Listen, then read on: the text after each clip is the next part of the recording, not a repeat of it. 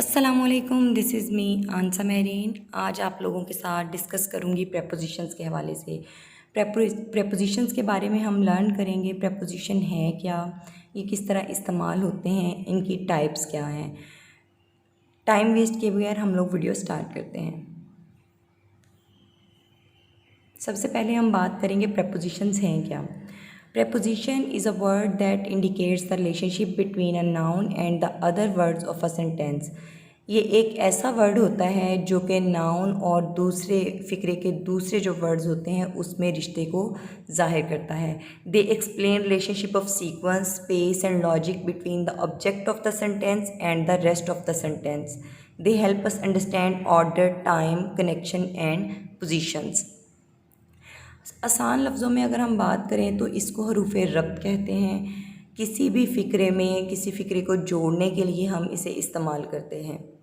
हमें फिर ही पता चलता है कि हमने मतलब जैसे हम बात करें कि I am going to my home town, अगर इसमें टू नहीं होगा तो हमें नहीं पता चलेगा कि हम किस सिमत को जा रहे हैं।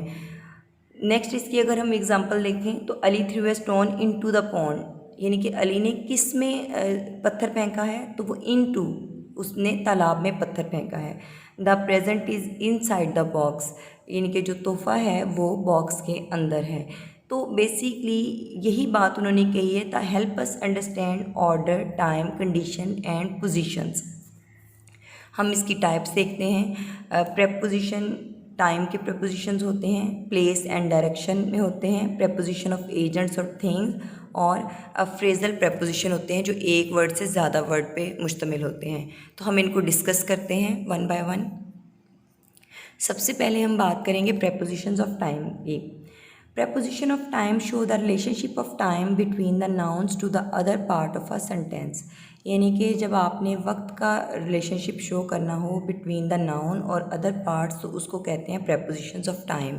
अब इनमें कौन कौन से preposition आते हैं, ये है on, at, in, from, to, for, since, ago, before, till, until, by, etc।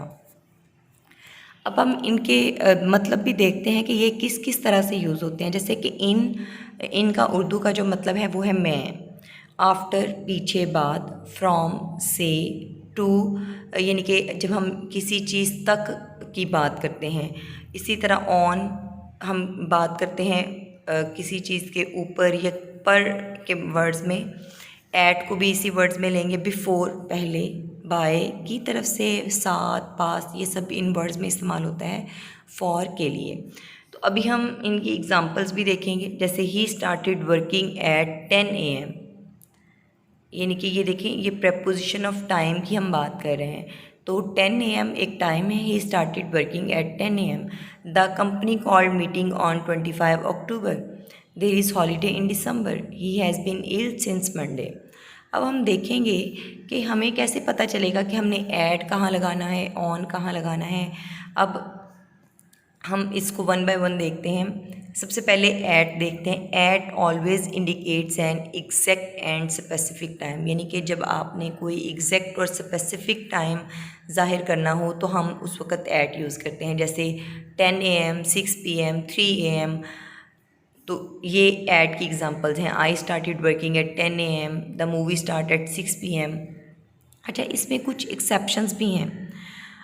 Exceptions क्या हैं कि जैसे जब हम बात करते हैं वीकेंड की, नाइट की, क्रिसमस की, ईस्टर की, एट द मोमेंट हम कहते हैं at the weekend, at night, eight Christmas. तो इसमें कुछ एक्सेप्शंस भी हैं, लेकिन एग्जैक्ट टाइम और स्पेसिफिक टाइम के लिए हम हमेशा एट का प्रपोजिशन यूज़ करते हैं। नेक्स्ट हमारे पास है ऑन। अब ऑन किस चीज़ के लिए यूज़ होता है? On generally indicates a fix date और अ डे, यानी कि जब फिक्स डेट और डे को शो करना हो तो हम उसमें ऑन का प्रपोजिशन इस्तेमाल करते हैं। आई विल अश्योर कि आज के बाद आपको ये इन प्रपोजिशंस का इशू नहीं होगा। अच्छा, इसकी हम एग्जांपल देख लेते हैं। जैसे फिक्स डे की हम बात की है on Friday, on Monday morning, और फिक्स डेट की हम बात करें on 25 October. I have a meeting on 25 अक्टूबर। ठीक है। नेक्स्ट हम बात करते हैं इन की। इन को किस तरह से इस्तेमाल करते हैं? In generally indicates an indefinite and unspecific time of month, season, year, centuries etcetera. पहले हमने जो दो बात की है एट और ऑन की, वो एग्जैक्ट टाइम के लिए था, एक दूसरा एग्जैक्ट डेट के लिए था और डे के लिए था। ये है इनडेफिनेट पीरियड, वो डेफिनेट था, ये इनडेफिनेट पीरियड है, अनस्पेसिफिक टाइम है। अब हम इसकी एग्जांपल देखते हैं। I will get a holiday in December, यानी कि दिसंबर में वो किसी भी टाइम हॉलीडे पे जा सकता है ना। हिना वॉज बॉर्न इन 2001, अब 2001 में किसी भी मंथ में, वो मंथ नहीं यहाँ पे बताया हुआ, तो ये अनस्पेसिफिक टाइम है। I love playing cricket in summer, अब समर में कोई भी टाइम समर का हो सकता है। अब इसमें कुछ एक्सेप्शंस हैं, जैसे हम कहते हैं in the morning, in the evening, in the afternoon, in 5 minutes, in 6 days, in 2 years, तो ये कुछ एक्सेप्शंस हैं इसमें। नेक्स्ट हम बात करते हैं फ्रॉम टू, यानी कि जब हम फ्रॉम और टू को यूज़ करते हैं, ये यूज़ करते हैं indicate a fix time span with the beginning and the end, यानी कि जब हम फिक्स टाइम स्पैन की बात करें जिसका हमें शुरू भी पता हो और उसका एंड भी हमें पता हो, तो हम ये प्रपोजिशन यूज़ करते हैं फ्रॉम और to. I work there from 2010 to 2017। ये किस तरह शो हो रहा है कि दो टाइम पीरियड हैं, स्टार्ट भी पता है एंड भी पता है, उसको जॉइंट कैसे करना है हमने।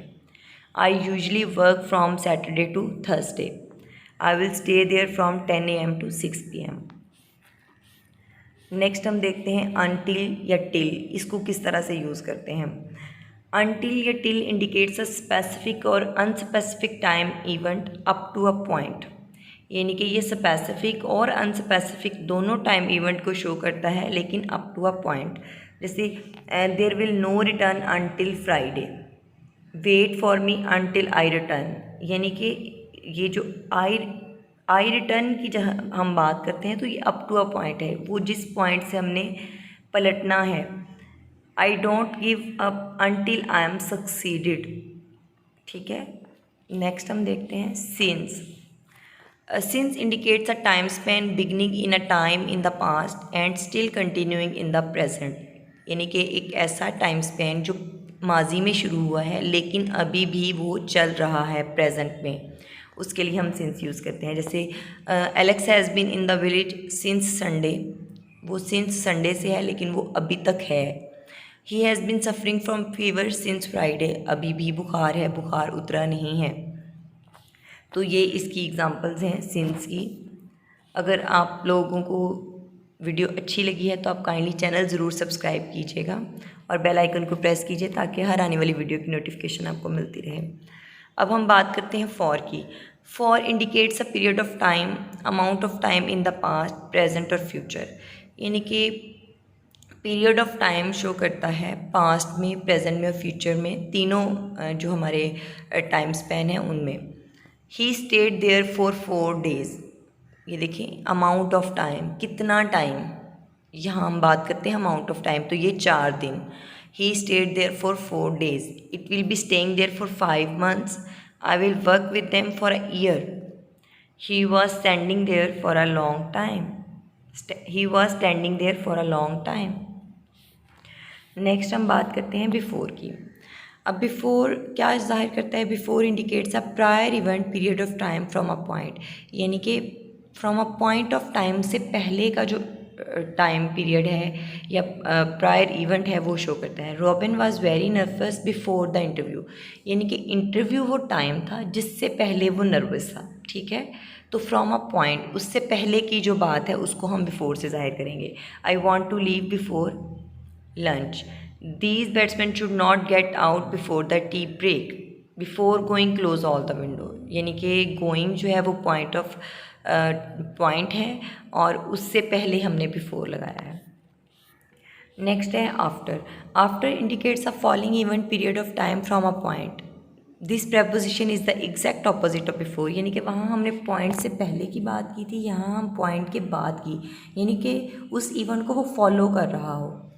Robin felt confident after the interview, यानी कि after the interview, interview point था तो आफ्टर द इंटरव्यू।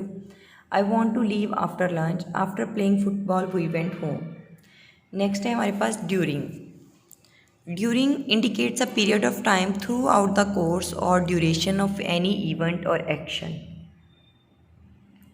यानी कि indicates a period of time throughout the course, और ड्यूरेशन ऑफ एन इवेंट और एक्शन, ये उस टाइम को जाहिर करता है जब कोई एक्शन या कोई इवेंट हो रहा होता है, ड्यूरिंग, उसके दरमियान। Robert was sleeping during the film, यानी कि फ़िल्म चल रही है और वो उसके दरमियान की बात हो रही है, उस टाइम स्पैन के दरमियान की बात हो रही है। They don't talk during dinner, I don't usually smoke during office time. Next है हमारे पास by. By means within the extent और period of during something,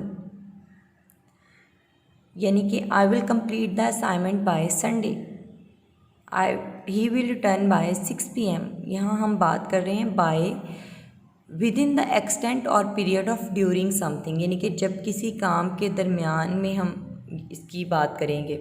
I will submit the list by 11 AM। तो ये थे हमारे पास prepositions of time. Next time हम डिस्कस करेंगे इसकी जो नेक्स्ट काइंड है उसको हम डिस्कस करेंगे preposition of place and direction.